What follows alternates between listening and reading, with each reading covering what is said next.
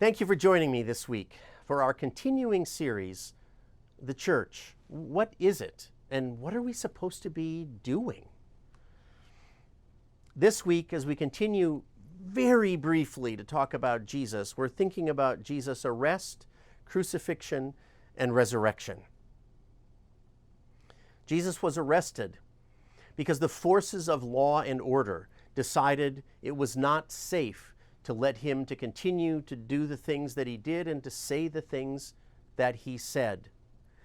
We sometimes say in our time that the gospel is not political and we shouldn't take political positions. But actually in Jesus' time and place, everything that he said was political and had a political edge. We don't recognize it because the world in which he lived and its politics were very, very different than the form of our society and the form of our politics. So what he says and does doesn't register as political on our map, but it is. And the forces of law and order decided that he could not be tolerated anymore. The religious system likewise responded to him with great hostility and moved to have him destroyed. Now we say within the church, in answer to the question, what killed Jesus? Why was Jesus murdered? We say Jesus died for our sins. And that's true theologically and spiritually, but that's not true as a historical cause. It was because Jesus was seen as dangerous politically and socially that the powers of law and order and of the religious system moved against him. They moved against him in self-defense.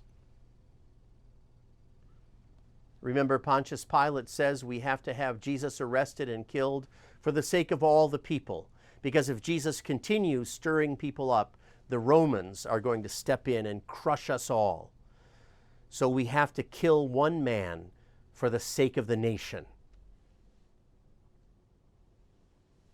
So Jesus is arrested, tried, ultimately before Pontius Pilate, the Roman governor. And Jesus is condemned to be crucified. Crucifixion was a political execution. Roman citizens could not be crucified.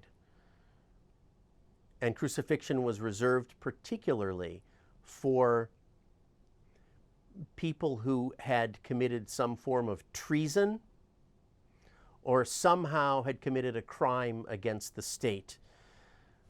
The sign that the Roman governor placed above Jesus' head announced his crime, and it was Jesus of Nazareth, King of the Jews. So the Romans understood him as a claimant to kingly power in the ordinary political sense, and they put him to death for that reason. Jesus was tortured. He was put to death in the most painful way possible and placed in a tomb. We proclaim with joy that God raised him from the dead, that Jesus is not dead at all, but alive and the Lord of life. So when we talk about who Jesus is, we have reference to the past, to his words and deeds in the past. But we confess that Jesus Christ is the same yesterday, today, and forever. He says the same things now that he said then. He does the same things now that he did then. And so we seek to understand and know him in the New Testament, not so that we can understand the distant past, as interesting as it might be, but so that we can hear his voice now in the present and follow him now.